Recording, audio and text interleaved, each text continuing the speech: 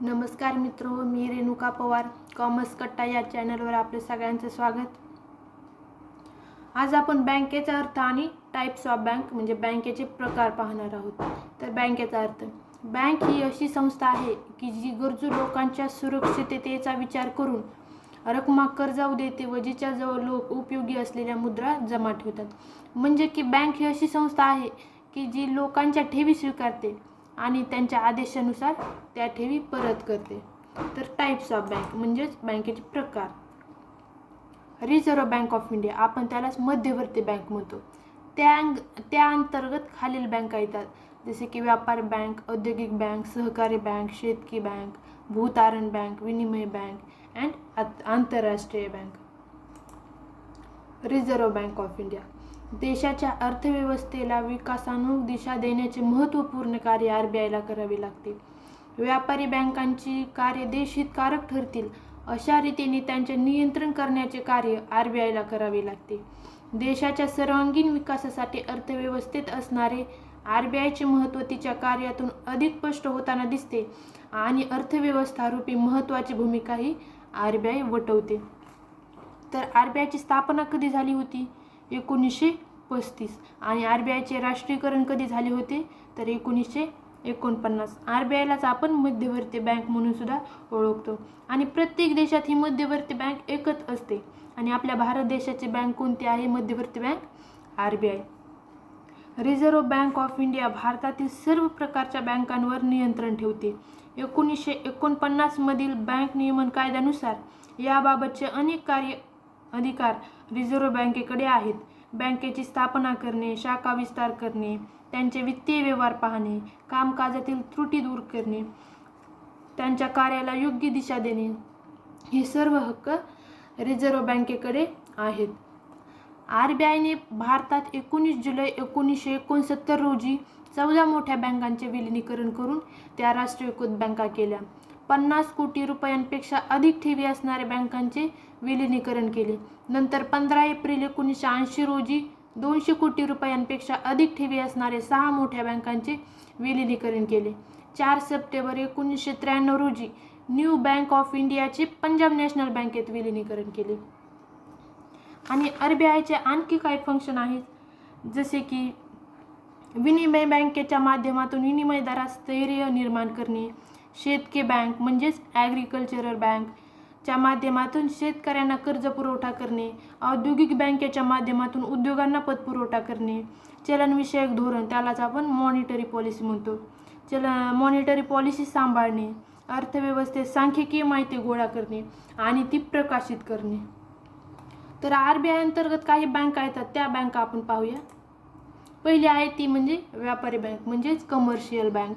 ज्या बँका प्रामुख्याने व्यापाऱ्यांना कर्ज पुरवठा करतात आणि त्यांच्यासाठी ठेवी स्वीकारण्याचे काम करतात, त्यांना आपण व्यापारी बँक म्हणतात. व्यापारी बँकेचे काही कार्य आहेत, ते प्राथमिक कार्य आणि दुय्यम स्वरूपाचे कार्य. प्राथमिक कार्यामध्ये काय?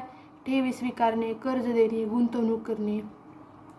व्यापारी बँकेचा उगमच मुळात ठेवी स्वीकारण्यासाठी झालेला आहे आणि स्वीकारलेल्या ठेवी ती कर्जाच्या स्वरूपात व्यापाऱ्यांना देते आणि काही प्रमाणात स्वतःकडून गुंतवणूकही करते. दुय्यम स्वरूपाचे कार्य म्हणजे की विश्वस्त म्हणून काम करणे, डेबेंचरची खरेदी विक्री करणे. डेबेंचर म्हणजे काय? की कर्ज रोखे.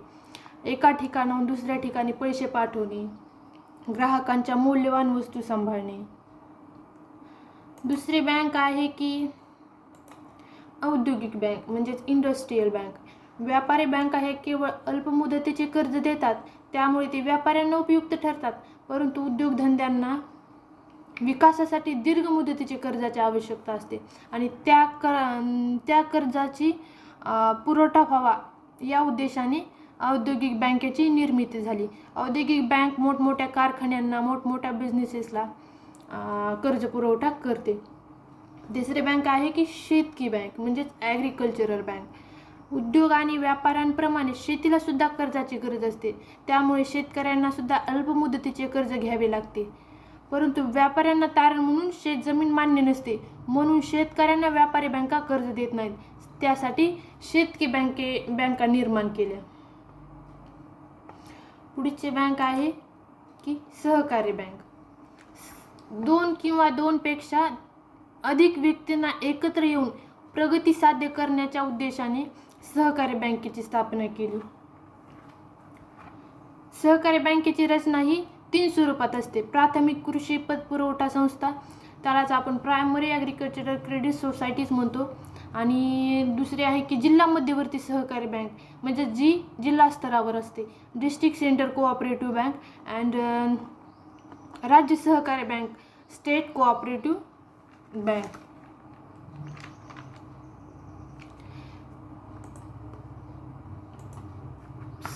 पाचवी बँक आहे की भूतारण बँक.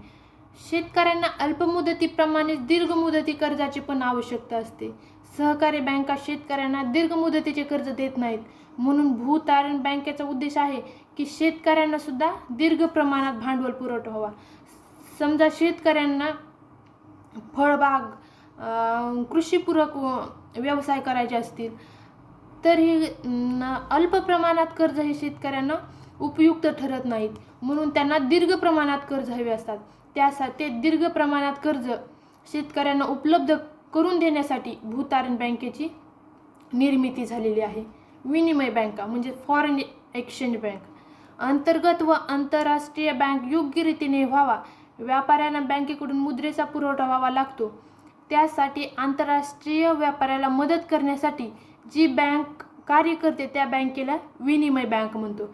म्हणजे जसे की आपण समजा अमेरिकेत फिरायला गेलो तर आपण आपल्या देशाचे इंडियाचे चलन म्हणजे जसे की रुपया आपण अमेरिकेत घेऊन जातो, परंतु अमेरिकेत रुपया हे चलन चालेल का तर नाही चालणार. आपल्याला तिथे लागेल डॉलर. मग हे रुपयाचे डॉलरमध्ये रूपांतर ह्या विनिमय बँका करतात. हे एक विनिमय बँकेचं फंक्शन आहे.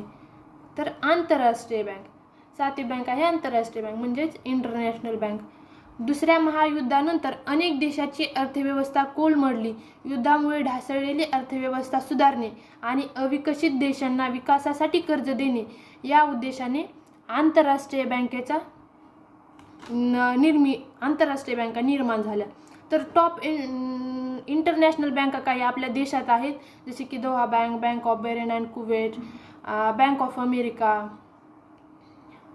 Bicycle bank, DBS bank, Royal bank of Scotland, Deutsche bank of Germany, HSBC bank, Standard Charter bank, CITI bank, ह्या सगळ्या इंटरनॅशनल बँक आहेत. आणि पुढे त्याचे फाउंडेड म्हणजे त्या कधी इस्टॅब्लिश झाल्या आणि त्यानंतर इस्टॅब्लिश्ड इन इंडिया आपल्या देशात कधी आल्या आणि ब्रँच ऑफ इंडिया हे पूर्ण इन्फॉर्मेशन इथे दिलेली आहे. तर व्हिडिओ आवडला असेल तर चॅनलला लाईक, शेअर अँड सबस्क्राईब करायला विसरू नका. थँक्यू.